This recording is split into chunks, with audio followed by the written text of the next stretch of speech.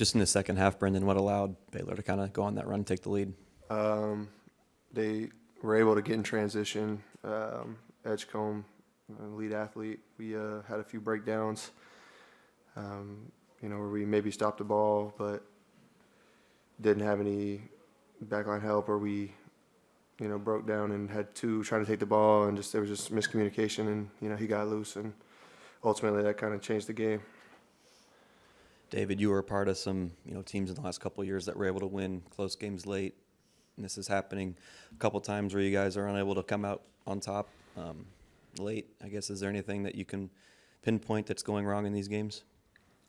I'm not sure. I gotta go back and look at it. Like you said, it's been a few games of those where it's, could go either way, and where we don't execute at the end. But I gotta go back and look at it. David, you guys went up 12 early in the second half. When it's that big of a lead, I mean, are you guys feeling good about your chances to pull it down? Or? Of course, we're feeling good. We want to take one home, but at the same time, you can't let up. We're playing a road game, and, it's never over. So you got to stay the course and keep playing all the way till the end, or, you give up the game and lose.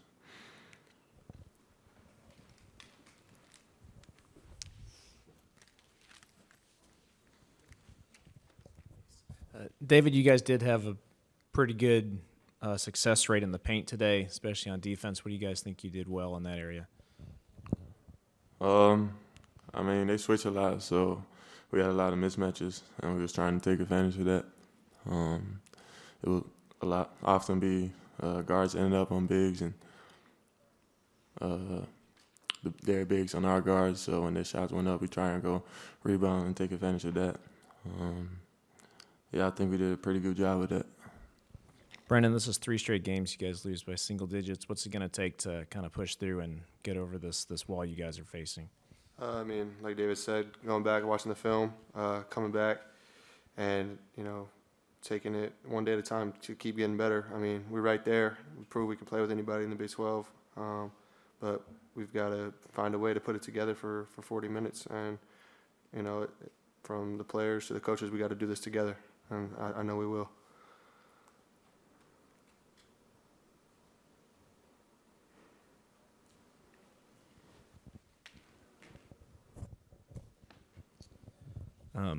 David, was there anything in particular that Edgecombe was doing to give you guys fits? Just driving the ball. He's able to get downhill, get fouled, suck the defense in, and kick it out to shooters. Just being really aggressive downhill.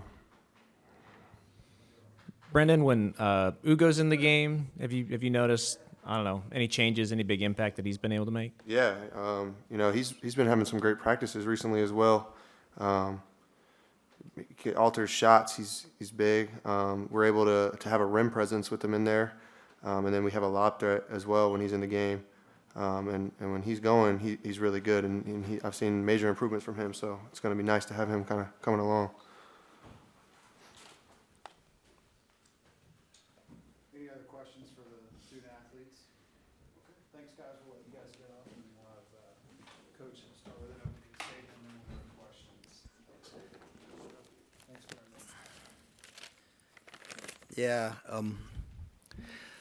First of all, I want to thank my Lord and Savior Jesus Christ for the opportunity I have to live life with these dudes and watch them grow and struggle and just keep fighting and persevering, and just so proud of their effort and their togetherness. The results is not what we wanted, but I see a group that's continuing to get better and that's not giving up. And Coach Drew came in the locker room and he told the guys, just keep fighting, keep believing. And he told them about the time we started the conference 2-8, and everybody had given up on us. And then we finished the conference 9-9, won 3 games in the Big 12 tournament, and went to the Sweet 16.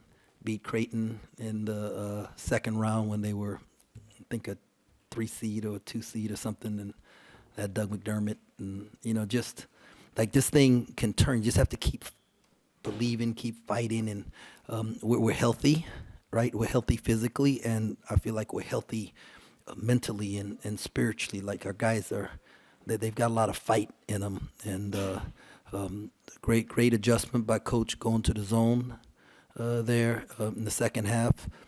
Thought our guys executed our offensive game plan early and made them have to switch to the zone.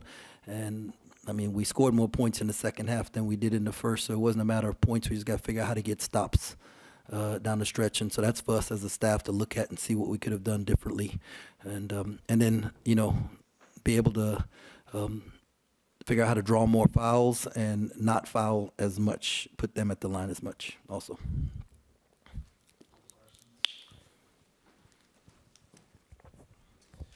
Jerome, just another game where you don't score much at the end. What's going on there? Ball's not going in the hole. What about on the other side? They obviously ended with the flurry. What do you Yeah. think you guys could have done better? Yeah, I don't know. I have to go watch the film and see. They went to middle ball screen, getting VJ the ball, either getting downhill from the middle or coming off of a floppy action so he can curl. And he had a couple really great drives where I thought we were there, and he just made a big time play and finished or got fouled. And so I have to look at it. I just know that we were unable to down the stretch to really keep them out of the paint, and they were able to pick on what they wanted to pick on. So I got to look at that. Jerome, do you just have to almost tip your cap when a guy gets going like that? I mean, that's the first time he's like really exploded for a lot of baskets. I mean, can you wall it up more, or when he gets going like that, do you feel like there's not much you can do? No, he just it's hard to score if you don't have the ball, and we were switching to deny so that he didn't get it, but our switchers weren't as good as they need to be, and players, when they see the ball go in the hole, the basket just gets bigger and bigger, and so tip my cap to him. He made plays that he's supposed to make and that they needed him to make, and we didn't do a good job of taking it away. Jerome, welcome back to Waco. Thank you. What were your overall impressions of the Foster? I mean, that's a place that some might say you had a hand in, bringing here. Well, honored that anybody would say that I had any little bit to do with the success of this program and what they've built here, and to see it for the first time, and see all the stuff that we spent all those hours talking about and adjusting and stuff. It's really cool. It was very loud. Obviously the student section behind the goal and the cupcakes. So it's exactly what when we was putting it together and thinking about it, is what we wanted it to be, and so it does provide a great home court advantage for them. You mentioned the difference in free throws. Could this be maybe a learning opportunity for the guys to learn how to adjust to the way a game is being officiated? Yeah,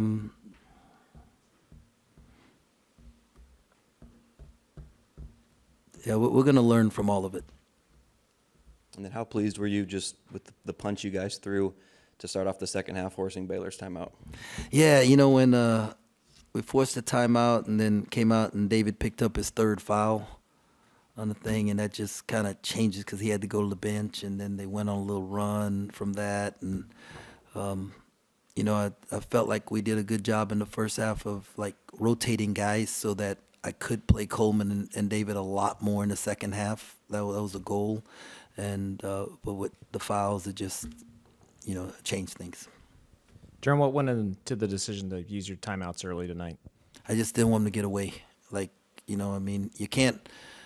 can't win the game early, but you could lose it, and you could just feel the energy in the building, and just was trying to, like, do what I could to stop the run, and then hopefully we could go out there and make a bucket or get to the free throw line or do something that would help stop the run. But I just didn't want to get away because I knew, like, we're challenged to score the ball, right? That's who we are. So we've got to play the games in the 60s. And the lower in the 60s, the better for us right now. And so didn't want it to get away, but it did.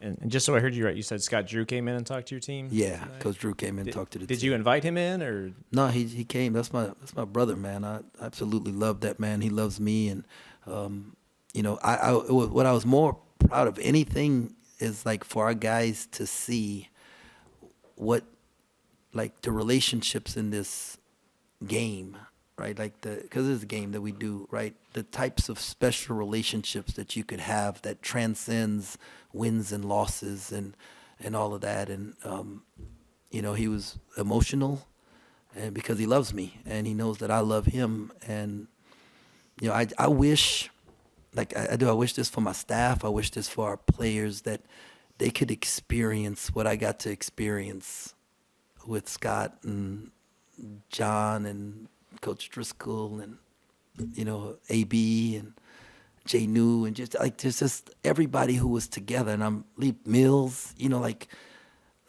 man, the love that we have for each other, the support that we give each other, how we care about each other's families. I wish everybody could experience that, because you can't put it into words. And my prayer is that I could do something that would allow our guys and our staff just to feel a little bit of that, and take it with them wherever they go, because it's just unbelievable, man. It's just incredible. And I hurt when they lose. I hurt when they struggle, and I rejoice like I won when they win.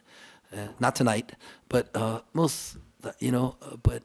it's just a special thing. And so blessed to be able to have lived life with Scott and continue to live life with him now, and everybody else I was on staff together with, and just how Grant, just how we love each other. So. And one more, you've referenced that season before where you got off to a rough start at Baylor and turning around late. Is there a turning point in that season that you can remember that you can kind of push this team toward? Yeah. Hey, so we're on the road at Oklahoma State, and Kenny Cherry's hurt. So, and he was like our only, like I said, really our main ball handler.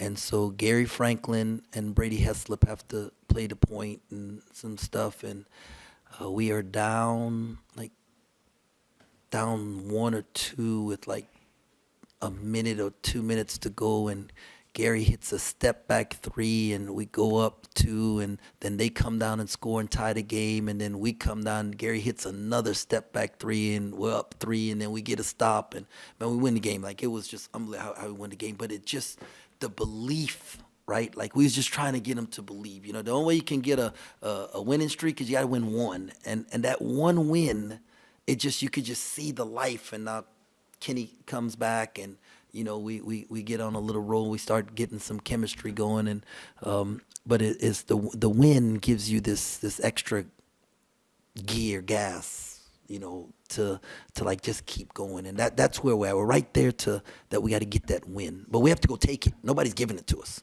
We got to go take it, and we will. So.